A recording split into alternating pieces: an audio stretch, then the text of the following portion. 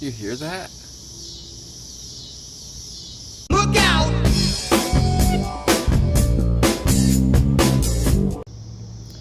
Really quick video on how to change oil on a Chevy Equinox with a 2.4 liter 4-banger. Here goes. The first thing you need is an oil pan, drain pan. You can use one that's open. I like this type. It's probably 5 years old because I keep it clean and I empty it where it's supposed to be emptied at your oil recycling center or local parts store, whichever takes it. Get your oil. In this case, I'm using STP 5W30 motor oil. Does this just fine. I'm using an STP oil filter. There's your number. I just don't like orange boxed brands. I don't think the filters are all that great, but these are good. You can either use a socket or a wrench. Box end or open end is fine. This one happens to ratchet. Because the first thing you're gonna do, first thing I do, is loosen up the drain plug. And that's 15 millimeter. So I'm just gonna crack it loose, slide the drain pan underneath the oil pan, and then I'll take it all the way out and let it drain. Okay, we're under the car, and for some reason this car has got a bad oil leak. It's not bad, but it's bad enough to where this is the newest car I have and it's leaking. So your drain plug is right back there, right there, sticking out. It faces back. You put a wrench on it, righty tighty, lefty loosey. I can do it from the front of the car with my long arm and crack it loose.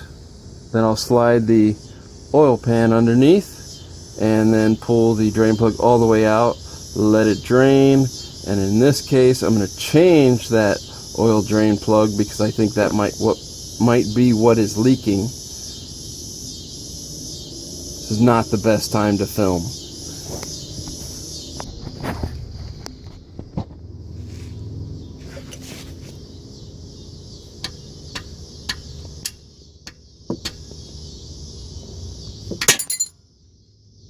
She's loose.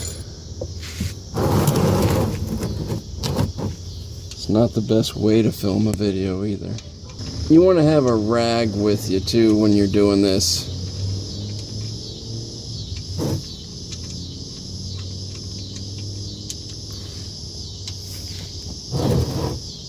Okay, she's draining.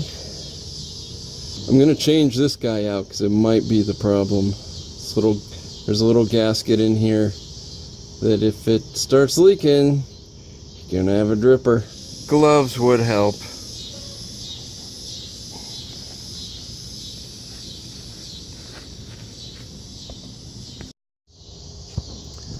I do believe this is our issue.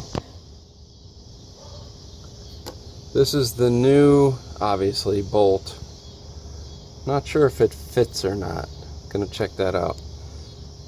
This ridge here looks like it is not here anymore. There's not much of a ridge here at all. So this may be our problem. Because this is a 13 millimeter, this is a 15 millimeter, and there's nothing wrong with this bolt, I think I might just go ahead and take this O-ring out and put it in here. Let's see if we can do that. That is exactly what I'm gonna do. This actually just sits in there very easily, comes off easy. Not easy with one hand, but it's quite easy to get off. Much easier than I thought. So off camera, I'm going to take this one off, put the other one on in 3, 2, 1. And there it is. Check it out. That's got a little bit of meat to it. Sorry about the focus. This is the old one, and this one's getting hard and it's flat. Real sorry about the focus. There we go. This one is, yeah, it's not as pliable as the new one, that's for sure. And it's very flat, at least on one side. This is the side that goes up against the oil pan. This is the side that goes up into the screw, and there's still a ridge into the washer portion of the fastener. But this side is all flat, so I'm pretty sure that's our problem. So I'm going to put the new one in, change the oil. I'm really doing this because number one, the oil leak issue, and number two, that problem I had in that last video with the camshaft actuator P0010. That one, you know, all the junk I found around the screens of those is kind of bothersome, so I'm going to go ahead and change those. What I meant to say was I'm going to go ahead and change the oil. I'm not changing the actuators. I cleaned them. The things had no problems, but the oil makes me a little bit worried, and the filter, so I'm going to go ahead and change the oil and filter. Alright, I'm going to go back under the car, put the oil drain plug back in, get it tight, not too tight, just good and snug. And then I'll go up and change the oil filter. Do not forget the oil. That could happen. So put this back in, and make sure you put this in before you go up top. That's what I do, because if you forget to put this in and you change the filter and then you think this is the next step and you start filling the engine with oil, it starts running out the bottom and you don't realize it till you've lost half of it or all of it, till you're standing in a puddle of oil. That could happen. So don't let that happen to you, because that's never happened to me before. Okay, I gotta hurry because it's getting dark. Really dark. Oil filter housing right there. Let there be light. And there was light. Okay, oil filter cap right there. You pull that cap off, which is no easy task, believe it or not. Wait till you see the apparatus I have to use to get that off. If there's a special tool for it, you want to get it. That cap takes a 1 5/16 inch socket. Shout out to Craftsman. But getting it loose, it doesn't exactly fit. I mean, if you're going to have a socket that size, it's going to be 1/2 inch drive or bigger, and this one happens to be 3/4 inch drive, because that's what the harmonic balancer bolt is on an MGB. Don't ask me why I know that. And therefore you have to use a 1/2 inch step down or adapter, and then a wobbly universal joint. Shout out to Husky. And shout out to my buddies in Australia who've been watching. It's really cool. Alright, what I'm going to use is this guy to get it going. And then usually I put that guy on there to get it off the rest of the way. And then to get it started, and then I use this to tighten it again. It's a real pain. Like I said, if there's a better tool than this, and you have one of these cars, you need to get it. I need to get it. Okay, there's the cap. It's already loose. It takes me like 10 minutes to get that off. Should take about 30 seconds. This is where you want to have a rag handy, because when you pull this out, there's a good possibility oil's going to go everywhere. Car's been sitting here for a couple days, so it's not a big deal. Now what you do is just take this off. Comes off real easy with two hands. Like that. Like that. And the new one goes on.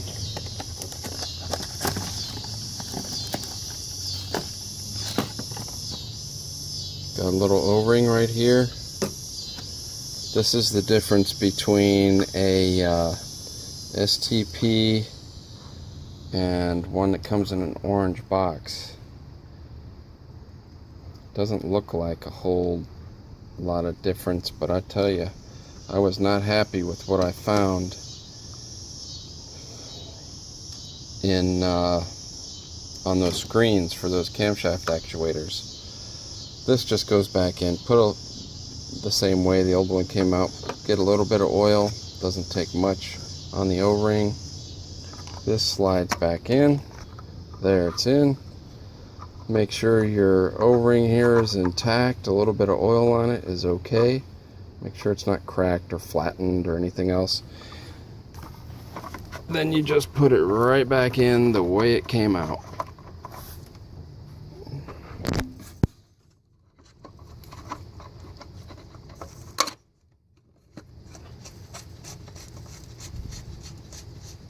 Screw it in and get it tight, but not too tight.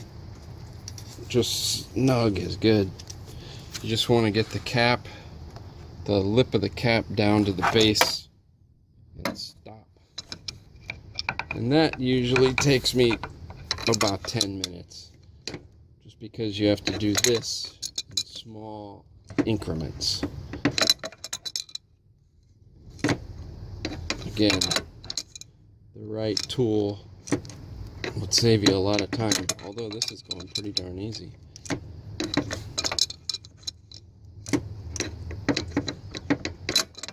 Shout out to my friends in Egypt, Mohammed Morsi, and my friends in India, and everywhere else around the world that has watched and commented. I really appreciate it.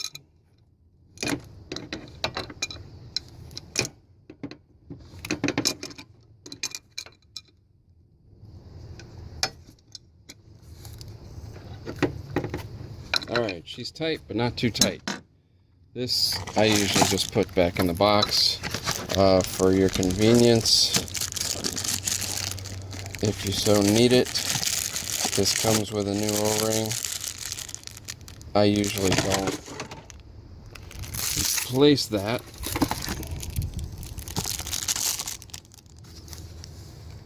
Hazards of changing your oil with a while holding a phone camera. Look like a clumsy fool. Okay, this is going in the garbage. Now what's the last thing I gotta do here? Oil filter's done, oil drain plug is in.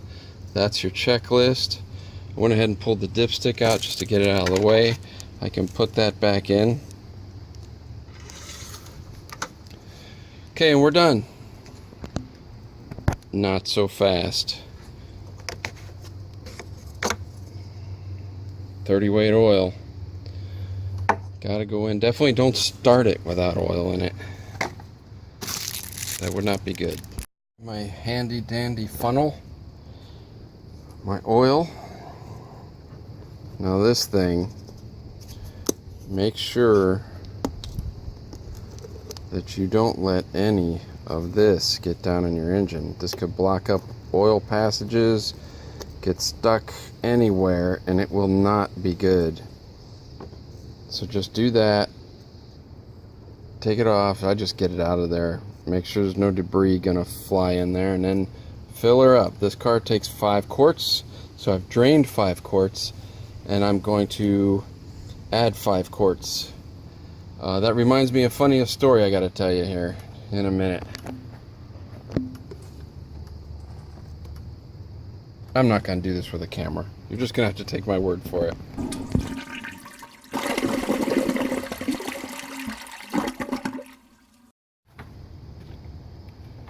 Oil is relatively cheap.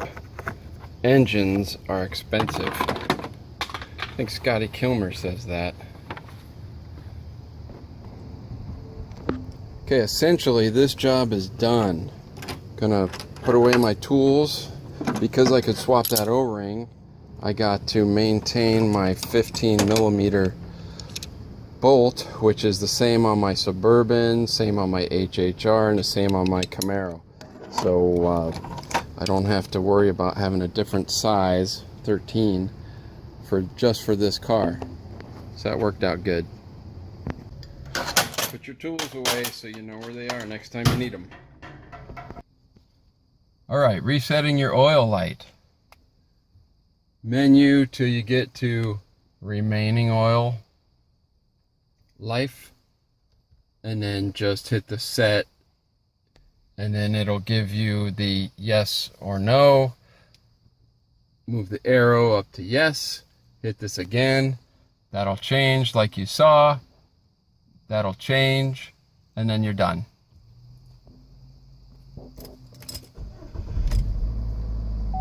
I like to start it up just to make sure I get the new oil circulating.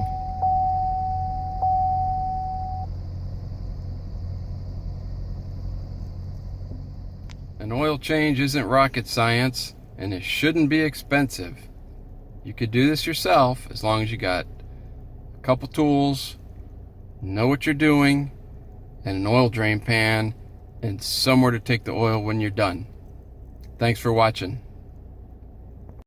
It's a good idea to check underneath the car for leaks, just in case your drain plug doesn't seal or you forgot to put it on. Hey, just an update on this guy. Engine's still at the machine shop. Found one cracked head, so I've got to get another one. Still working on that. But the block and everything should be ready to go. Should be picking that up this week. I just got to hound them. So more to come on this guy, Mr. Oddball. Have a great day.